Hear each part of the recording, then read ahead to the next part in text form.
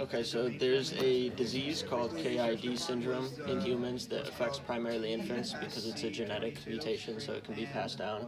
And a particular form of the disease is caused by a mutation in connexin channels in the brain that are responsible for sensing CSF levels of CO2. And in normal individuals, when there's high levels of CO2, it causes a series of events that ultimately increase your respiration rate and your respiration depth so that you can get more oxygen in and more CO2 out. Yep. And in this particular mutation, those channels that bind to CO2 and ultimately initiate that response don't function as they should, and it leads to respiratory failure.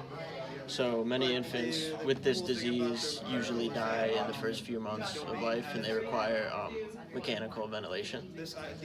So this paper looks at the specifics of that channel mutation and why exactly they can't detect CO2.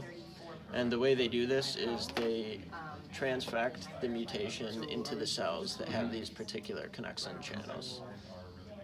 And then they do CO2 dependent dye loading.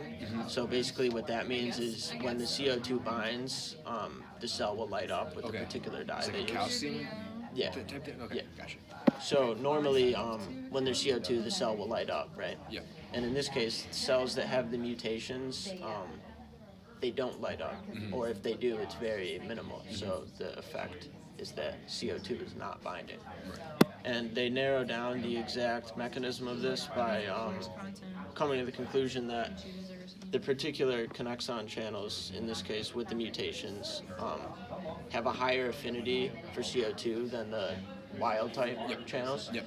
So what happens is the CO2 in that extracellular space binds to the mutated Doesn't version. get off. Yep. And then the mutated connexon doesn't allow the conformational change that allows ATP to pass through in normal functioning cells. So pretty much it binds tighter to CO2, you don't have ATP release, and that signal to increase respiratory drive never happens. Gotcha. So you're gonna Good. you're gonna upload your